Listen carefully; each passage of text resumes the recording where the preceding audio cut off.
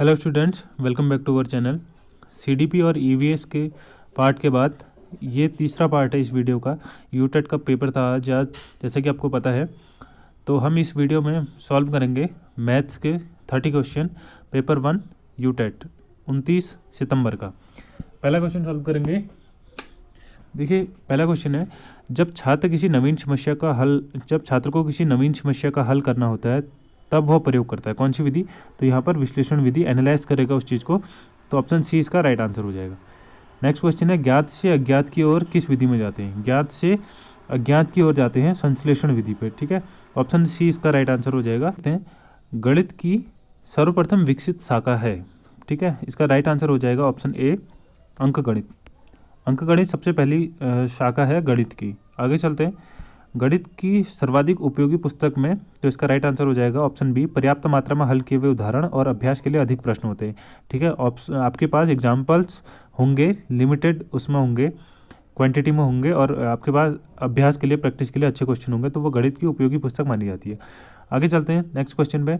ये सीक्वेंस दिया है, तो इसका जो राइट आंसर है ऑप्शन बी, ये इसका सही क्रम है।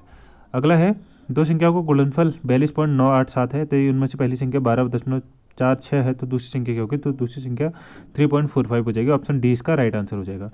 अगला है, 5 की पावर n-2 इंटू 3 की पावर 2n-1 इक्वल टू 135, तो n का मान क्या होगा? सॉल्व करेंगे तो इसका n की जगह 3 रखेंगे, तो ऑप्शन बी इसका राइट आंसर हो जाएगा, 135 आ जाएगा। आप सॉल्व करके देख लेना। अगला है, x-4/6 equal to 1-x/10 equal to, तो x का मान ज्ञात कीजिए। ठीक है, तो यहाँ पर x की वैल्यू आ रही है 10, 10 रख के देखेंगे तो 10 - 6 4/4, 4/4 माइनस 10 - 6 6/6, तो 1-1 इक्वल टू 1-10/10, तो 1-1 इक्वल, तो ये हो जाएगा 10, इसका राइट आंसर हो जाएगा ऑप्शन बी। आगे चलते हैं, दो क्रमागत सम संख्याओं का योगफल 86 है, तो छोटी संख्या क्या होगी? अब 86 है, पीछे से 6 आ रहा है, तो आप क्रमागत संख्या 2 और 4 का योग होगा, तो इसको डिवाइड कर देंगे बाई 2 से। 42 और 44 का योग 86 होता है, तो छोटी संख्या होगी 42, ऑप्शन सी इसका राइट आंसर हो जाएगा। आगे चलते हैं, यदि बड़ी संख्या तथा छोटी संख्या का अंतर 9 है, उनका योग 81 है, तो छोटी संख्या क्या होगी? अंतर 9 है, तो 9 माइनस कर देंगे सीधे ही, तो आ जाएगा 81 - 9 72, 72 बाई 2 कर देंगे, तो 36 छोटी संख्या, बड़ी संख्या आ जाएगी 36 + 9 45, 45 + 36 81 होता है। आगे चलते हैं, यदि पिता की उम्र पुत्र की उम्र के 3 गुना है तथा उनकी उम्र का योग 56 वर्ष है, तो पुत्र की उम्र क्या होगी? देखिए, माना पुत्र की उम्र x हो जाएगी, तब पिता की 3x हो जाएगी, total 4x, 4x is equal to 56, 14 से डिवाइड हो जाए, 14 x की वैल्यू आ जाएगी 14, पुत्र की आयु हो जाएगी 14, और पिता की आयु आ जाएगी 56 - 14। ठीक है, 42 ईयर्स पिता की आ जाएगी। अगला क्वेश्चन है, 4:5 दो संख्याएं दी गई, यदि उनका योग 135 है, तो 9x की वैल्यू आ जाएगी 135, x की वैल्यू आ जाएगी 15, तो बड़ी संख्या हो जाएगी 15 × 75, ऑप्शन सी इसका राइट आंसर हो जाएगा 102 का। आगे चलते हैं, दो संपूर्ण कोणों के बीच का अंतर 34 डिग्री है, तो अंतर छोटा कोण क्या होगा? देखिए, संपूर्ण कोण वो होता है जिन कोणों का योग 180 होता है, तो 180 में से सीधे 34 घटा देंगे, तो ये बचेगा आपको 146 बाई 2 कर देंगे, तो छोटी संख्या आ जाएगी 73, ऑप्शन ए इसका राइट आंसर हो जाएगा।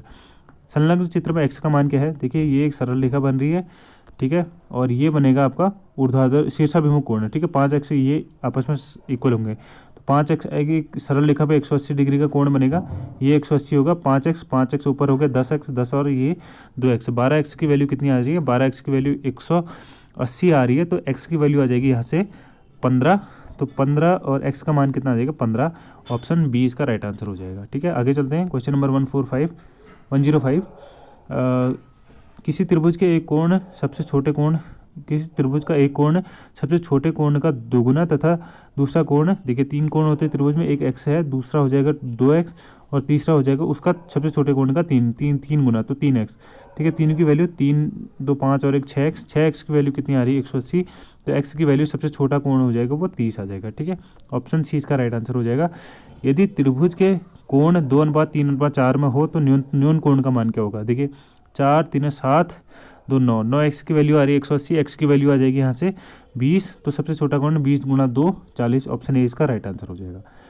यदि त्रिभुज का बहिष्ठ कोण 80 डिग्री है, तो अन्य दो कोण विपरीत कोण 3:5 में हो, तो न्यून कोण क्या होंगे? देखिए, ये एक त्रिभुज है, ये बाहर का कोण 80 है, तो अंदर का हो जाएगा 100। तो ये और ये कितना है, 3 और 5, ठीक है, 3x और 5x और होंगे कितने, टोटल 180 होता है अंदर का, ये 100 है ये वाला, तो बाकी का बचा 80 होगा। 5x और 3x की वैल्यू कितनी आ रही है, 80, 5 और 3 8, 8 की वैल्यू 80 है, तो x की वैल्यू आ जाएगी यहाँ से 10। तो सबसे छोटा कौन हो जाएगा, 3 गुणा 10 30, ऑप्शन डी इसका राइट आंसर हो जाएगा। आगे चलते हैं, निम्नलिखित में से किन भुजाओं की लंबाई के संयोजन से त्रिभुज का निर्माण संभव नहीं है। देखिए किसी भी त्रिभुज के निर्माण में जो मिनिमम क्वालिफिकेशन होती है वो क्या होती है कि मिनिमम जो आपकी ज़रूरत होती है वो किन्हीं भी दो भुजाओं का योग तीसरी भुजा के योग से बड़ा होता है, ठीक है, बड़ा होता है हमेशा। तो ऑप्शन बी में बड़ा नहीं हो रहा है, तो ऑप्शन बी इसका निर्माण संभव नहीं होगा, ठीक है। आगे चलते हैं, 109, पहले एक व्यक्ति पहले 10 मीटर पूर्व की ओर जाता है, ठीक है, उसके बाद 24 मीटर उत्तर की ओर जाता है, 24 मीटर उत्तर की ओर गया, तो प्रारंभिक से उसकी न्यूनतम दूरी ऐसे होगी। तो ये बन रहा है आपका पाइथागोरस प्रमेय लगा देंगे, 24 का स्क्वायर 576, 10 का स्क्वायर 100, तो ये हो जाएगा 676, 676 का अंडोर निकालेंगे तो आपका 26, ऑप्शन सी इसका राइट आंसर हो जाएगा। आगे चलते हैं, 6 मीटर और 11 मीटर ऊँचे लंबे खंभे एक समतल मैदान में 12 मीटर की दूरी पर खड़े हैं, तो उनके शीर्ष के बीच की न्यूनतम दूरी क्या हो जाएगी, शीर्ष के बीच की, देखिए ये 6 मीटर का हो जाएगा, अगर ये 6 मीटर है, ये 11 मीटर है और इनके बीच की दूरी 12 मीटर है, ये 12 हो जा रहा है, और यहाँ से इसकी ऊंचाई कितनी बचेगी, फिर टोटल 11 है और यहाँ तक 6 है, तो ये माइनस कर देंगे, 12 और 5, 12 में 144 और 5 बचा 25, 169, ये हो जाएगा 13 में 169 होता है, तो ऑप्शन 20 का राइट आंसर हो जाएगा। अगला है, किसी षट्भुज के सममित रेखाओं की संख्या कितनी होती है, ये होती है आपका 4, ऑप्शन सी इसका राइट आंसर हो जाएगा 4। आगे चलते हैं, किसी घनाभ के शीर्षों की संख्या कितनी होती है, देखिए घन हो या घनाभ हो उनके शीर्ष की संख्या 8 होती है, तो ऑप्शन 20 का राइट आंसर हो जाएगा। आगे चलते हैं, क्वेश्चन नंबर 113, 16 संख्याओं का माध्य 8 है, प्रत्येक संख्या में 2 जोड़ दिया जाए। देखिए किसी भी एवरेज में अगर हर चीज़ प्रत्येक संख्या में जोड़ी जा रही है तो वो एवरेज में भी जुड़ जाता है, ठीक है, प्रत्येक संख्या में 2 जोड़ेंगे तो नया माध्य भी कितना हो जाएगा, 16 संख्याओं में हर संख्या में 2 जुड़ रहा है तो माध्य में भी 2 जुड़ जाएगा, तो 8 + 2 10 इसका राइट आंसर हो जाएगा, ऑप्शन डी। यदि एक आयताकार खेत की लंबाई 48 है तथा विकर्ण 50 है तो खेत का क्षेत्रफल देखिए 48 वो हो जाएगा, यहाँ से इसका वो निकाल लेंगे स्क्वायर करके, इसका ये हो जाएगा 48, ये हो जाएगा 50, ठीक है, विकर्ण, तो यहाँ पर पाइथागोरस प्रमेय लगा के इसका ये निकाल लेंगे, तो इसकी चौड़ाई जो आ जाएगी 14 आ जाएगी, और चौड़ाई से इसका क्षेत्रफल निकालेंगे तो लंबाई गुणा चौड़ाई 48 गुणा 14 करेंगे तो 672, ऑप्शन सी इसका राइट आंसर हो जाएगा। अगला क्वेश्चन है, एक आयत का परिमाप 100 है तथा लंबाई 35 है, तो इसका क्षेत्रफल क्या होगा, लंबाई 35 है, परिमाप 35 गुना 70 घटा देंगे तो चौड़ाई निकल जाएगी 30/2, 15 इसकी चौड़ाई निकल जाएगी, 15 गुणा 35 करेंगे तो 15 × 5 = 75, 5 × 45, तो इसका 552, ऑप्शन बी इसका राइट आंसर हो जाएगा, 525 सेंटीमीटर स्क्वायर है, ठीक है। क्वेश्चन नंबर 16, एक समचतुर्भुज का क्षेत्रफल है 72 सेंटीमीटर स्क्वायर, परिमाप 32 है, देखो परिमाप क्या होता है 4 गुणा भुजा, तो 32/4 करेंगे तो 8 × 32, 8 इसकी भुजा आ जाएगी, क्षेत्रफल होता है लंबाई गुणा ऊंचाई होता है इसका समचतुर्भुज का, तो 8 72 को 8 से डिवाइड कर देंगे तो इसका 9, 8 × 72, ऑप्शन ए इसका राइट आंसर हो जाएगा 116 का। आगे चलते हैं, 117 संभव त्रिभुज की प्रत्येक भुजा 4 सेंटीमीटर, तो इसका क्षेत्रफल ऑप्शन सी इसका राइट आंसर है 4√3, ठीक है। दो वृत्त की त्रिज्याओं का अनुपात 2:5 है तो उनकी परिधियों का अनुपात, देखिए परिधि होती है 2πr, आर में आर कोई चेंज नहीं हो रहा तो 2:5 ही रहेगा, इसका ऑप्शन बी ही राइट आंसर होगा 2:5।